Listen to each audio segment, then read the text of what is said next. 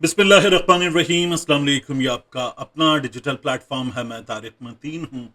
वल्लाहु खैरुल माकिरीन। अल्लाह सबसे बेहतर तदबीर फरमाने वाला है। वही बचाएगा मेरे देश को बलाओं से, जो बारिश में शजर से घोंसला गिरने नहीं देता, क्योंकि उसकी तदबीर तमाम तदाबीर की इमाम है। बहुत ज़्यादा शोर था, बहुत ज़्यादा शोर मचाया गया था कि आज तो वो पंजाबी में कहते हैं फट्टे चक देंगे, वो करेंगे शहबाज शरीफ साहब। और फिर हुआ क्या? खोदा पहाड़, निकले 12 रुपए। हातिम ताई की कब्र पे लात मारी, 12 रुपए। ये जो हमारे दोस्त है ना, नून लीग के सपोर्टर, खासतौर पर सहाफियों में, तज्जियाकारों में, जो आज गद्दारी के फतवे बांट रहे थे कि तुम गद्दार हो, अंसार अब्बासी साहब जैसे सीनियर्स, तुम्हें कब्ज हो गया है। मतलब अजीबो गरीब वाहियात बातें, तुम्हें कब्ज हो गया है। ये वो साहब है जो 2021 में कह रहे थे कि फौज फलस्तीन क्यों नहीं जाती लड़ने के लिए, और अब कह रहे हैं कि अगर हम मुज़ाकरात करवा रहे हैं तो जश्न मनाओ, आप हमारे हो। तो आप हमारे थे नहीं थे, क्या क्या हुआ? 70,000 से ज्यादा बंदे मार दिए गए, तब आपने कभी डिमांड नहीं की कि फौज फलस्तीन चली जाए लड़ने के लिए। तो ये ऐसे तज्जियाकार, ऐसे सहाफी ये कह रहे थे देखना क्या करेगा शहबाज शरीफ। क्या किया शहबाज शरीफ ने? 12 रुपए, 12 रुपए पेट्रोल की कीमत में कमी की गई है, और 135 रुपए डीजल की कीमत में कमी की गई। ये भी स्कैम था। ये जो उठा के ले गए थे 500 प्लस पे, स्कैम था। मिफ्ता इस्माइल ने सारा का सारा कौम को एक्सप्लेन कर दिया था कि किस तरह से डाका मारा गया था जेबों पर, और मकामी रिफाइनरीज जो हैं उनको फायदा पहुंचाया गया। जो यहां पर डीजल हम रिफाइन कर रहे हैं, उसके बावजूद भी लुट मचा के रखी हुई है शहबाज शरीफ हुकूमत ने। तो 12 रुपए, ये 12 बजा दिए मुंह पे कौम के।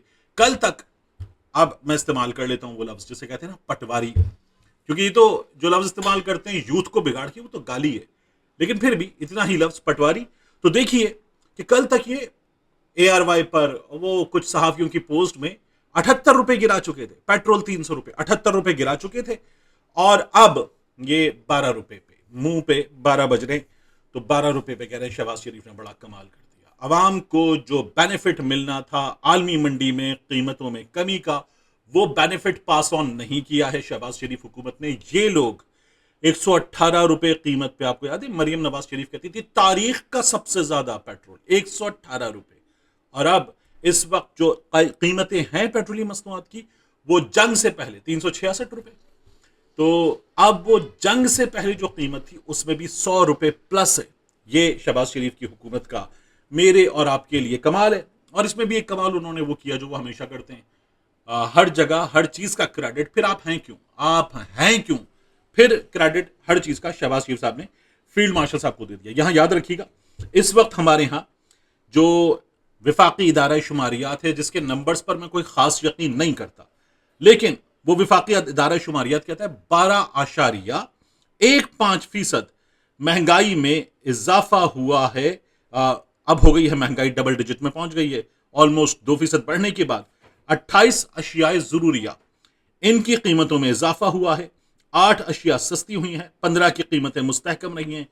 और अब आप देखिए कि इस वक्त जो महंगाई के नंबर्स हैं, इनके मुताबिक जो कीमतें कम हुई ना, कि ये कहते हैं चिकन की कीमत भी कम हुई है, केले की कीमत भी कम हुई है, अंडे की कीमत भी कम हुई है, उस पर भी कौन यकीन करे? क्योंकि जब हम जाते हैं खरीदने तो हमें अंदाजा होता है कि कीमतों का क्या हाल है।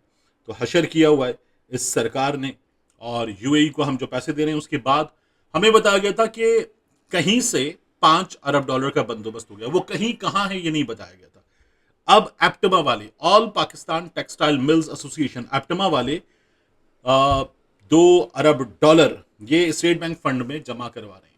तो इस वक्त पैसे दे दो, रखेंगे हमारे खजाने में, पैसे ज्यादा नजर आने चाहिए। वो ना स्टेटमेंट मेंटेन करना है, हमें स्टेटमेंट मेंटेन करना है। तो जिस तरह बंदा होता है ना, मुल्क से बाहर जाना चाहता है, तो इकॉनमी जो है वो बुरी हालत से बाहर जाना चाहती है, तो इकॉनमी को स्टेटमेंट मेंटेन करना है। ये हमारे यहाँ इस वक्त सिचुएशन है।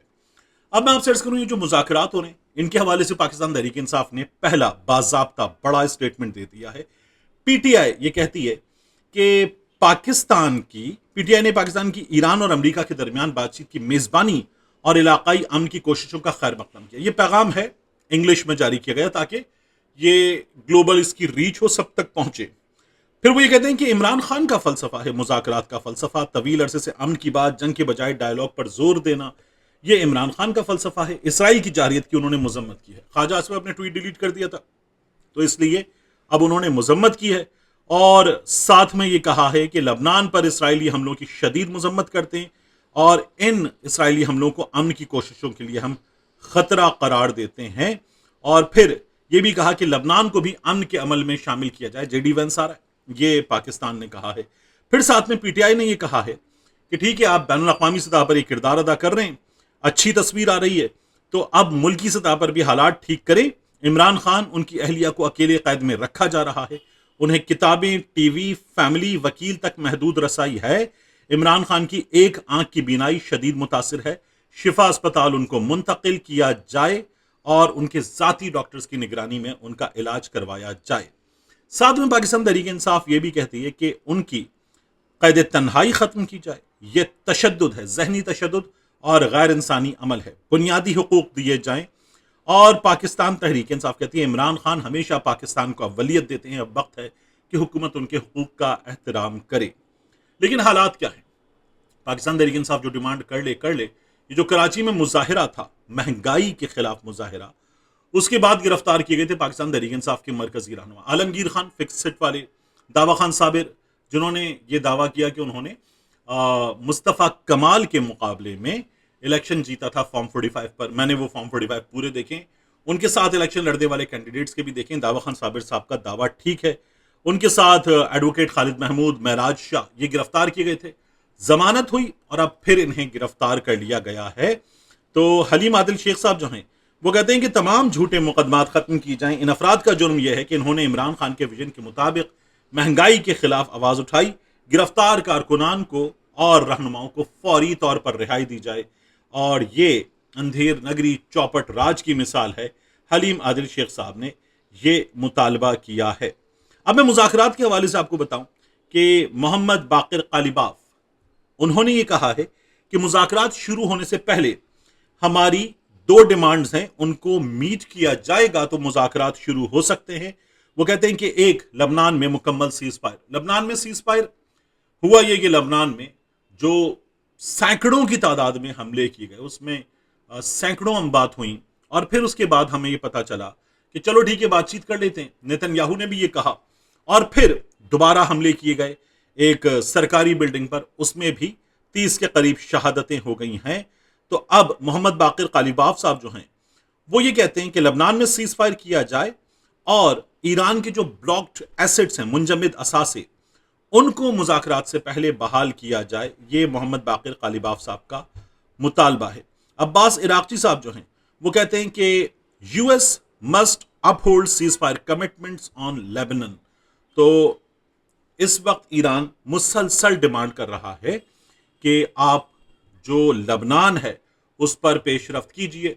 वहां से जेडी वेंस जो चल पड़ा है, जेडी वेंस अमरीकी नायब सदर, उसका ये कहना है कि ट्रंप ने मुझे गाइडलाइंस दे दी हैं, हिदायत दे दी है, जाना है क्या बात करनी है, कैसे करनी है, तो मैं उन्हीं हिदायत की रोशनी में ये बात करूंगा। जेडी वेंस ये भी कह रहा है कि बातचीत अच्छी हुई तो ठीक, वरना ईरान के लिए बहुत बुरा होगा। तो ये मुज़ाकरात के लिए चलते वक्त तब भी शदीद धमकियां दे रहे हैं और जो लबनान में हो रहा है उससे तो ये मुज़ाकरात शदीद खतरे से दो चार हैं। अब मैं आपसे अर्ज करूं कि हमारे यहाँ एक सिलसिला इस वक्त जारी है और वो सिलसिला है गद्दारी के फतवों का। ठीक ठाक तरीके से गद्दारी के फतवे जारी किए जा रहे हैं और ये कहा जा रहा है कि ये जो पाकिस्तान तहरीक इंसाफ वाले हैं, जो आज इमरान खान के सपोर्टर्स हैं, कह रहे हैं कि देखो तुम लोग जो कर रहे हो ये कोई बहुत बड़ा कमाल नहीं है और ये इमरान खान के विजन के मुताबिक है। और साथ में ये भी कि अभी तुम लोग कुछ ज़्यादा ही शोर मचा रहे हो, थोड़ा सा सब्र करो। उन्होंने अब ये फतवे देना शुरू कर दिए कि ये इस वक्त गद्दार हैं, इनसे कौम की खुशी बर्दाश्त नहीं हो रही है। अब मैं आपसे अर्ज करूं कि हमारे यहाँ ये जो तमाम लोग हैं जो ये बातें कर रहे हैं, आप इनको अगर देखें ना कि ये क्या कर रहे थे कल तक, तो ये जमाल काशिक जी की तस्वीर लगाकर इमरान खान के दौर में जब वो आ रहा था तो वो क्या मतलब जमान पार्क के पर्दे बदलने आ रहा था, वो क्या नवाज शरीफ के लिए आ रहा था, वो क्यों आ रहा था? तो उस वक्त आप जमाल काशिक़जी की तस्वीरें लगाकर कहते थे कि जमाल काशिक़जी के कत्ल के मामले पर सऊदी अरब और पाकिस्तान तहरीक इंसाफ और इमरान खान एक पेज पर हैं। यानी उसने जो अमल अंजाम दिया जमाल काशिक़जी वाला, उसकी मजम्मत आप करें, लेकिन पाकिस्तान आते वक्त जब आप ये कर रहे हैं और उसकी तस्वीरें लगा रहे बड़े बड़े सहाफ़ी, तो आप क्या कर रहे हैं? आप एक मेहमान के आने के मौके पर गवर्नमेंट ऑफ पाकिस्तान को जो और गवर्नमेंट ऑफ सऊदी अरेबिया को जो मैसेज दे रहे, आज वो सहाफ़ी भी जिन्होंने तस्वीरें लगाई थी, वो कह रहे थे जो पीटीआई वाले बातें कर रहे हैं, ये जो एहतजाज की बात कर रहे हैं, ये जो ईरान के हक में बात कर रहे हैं, ये नहीं कर रहे कि सऊदीया के खिलाफ भी बात कर रहे हैं, ईरान के हक में बात कर रहे हैं, ये गद्दार हैं, ये गद्दार हैं, ये रियासत पाकिस्तान से गद्दारी कर रहे हैं। वो वाली बात है ना कि भेज दो इन लोगों को ईरान, ये इस तरह के लोग हैं। ये वो लोग हैं जो ये कहते हैं कि ये जो पीटीआई वाले आज तनकीद कर रहे हैं, ये मुल्क की खुशी में खुश क्यों नहीं हो सकते। ये वो लोग हैं जिन्होंने कहा था बिलावल भुट्टो जरदारी साहब कि देखता हूं ओआईसी कैसे हो सकती है। यानी ओआईसी हो रही थी इमरान खान के दिनों में, जब इमरान खान को इख्तिदार से निकाला गया उससे कुछ दिन पहले ओआईसी हो रही थी, तो ये कह रहे थे कि ओआईसी कैसे हो सकती है, देखते हैं। ये बातें हमारे यहाँ की जा रही थीं और ओआईसी नहीं होने देंगे। और उसको भी अंसार अब्बासी साहब कह रहे थे क्योंकि इसमें बतौर मुबस्सिर इंडिया का एक मिनिस्टर आ रहा है, तो मैं इसलिए ओपोजिशन के साथ खड़ा हूं। ये हमारे तज्जियाकारों ने, हमारे बड़े बड़े सहाफती दिमागों ने किया था। ये वो लोग हैं जो कहते थे इस्टेब्लिशमेंट को इमरान खान के दिनों में, जब पेट्रोल 150 रुपये थे ना, तो ये लोग कहते थे इसहाक डार की याद तो आती होगी। जब डॉलर 172 रुपये था, तो ये लोग कहते थे इसहाक डार की याद तो आती होगी। आज डॉलर 280 रुपये है, तो ये लोग चुप हैं। ये लोग चुप हैं और इन्हें अवाम से कोई गर्ज नहीं है। ये बड़े बड़े नाम बुग़्ज़े इमरान में मुब्तला हैं। आज इस अपॉर्चुनिटी को जो पाकिस्तान को मिली, अल्लाह का शुक्र अदा कीजिए, बड़ी अपॉर्चुनिटी है। लेकिन इसके बारे में ये वाली बातें करना कि ये बड़ी है या इमरान खान का वर्ल्ड कप बड़ा था, ये बातें करना इनका बुग़्ज़ जाहिर करता। मैं तो कहता हूं फिर आप बताइए कि जो नबी करीम सल्लल्लाहु अलैहि वसल्लम की शान में होने वाली गुस्ताखी के खिलाफ तमाम दुनिया के मुसलमान मुल्कों को एक करते हुए अक़वाम मुत्तहिदा में इमरान खान ने मुकदमा लड़ा, इस्लामोफोबिया के खिलाफ दिन मंजूर करवाया, वो कामयाबी बड़ी है या इन बेशर्मों के नज़दीक ये कामयाबी बड़ी है? हर कामयाबी का अपना एक मकाम है और इन कामयाबियों को इस तरह से देखने वाले ये तमाम लोग बुग़्ज़ के बारे हैं। बुग़्ज़ ला इलाज है। मिलते हैं इंशाल्लाह आपसे अगली वीडियो।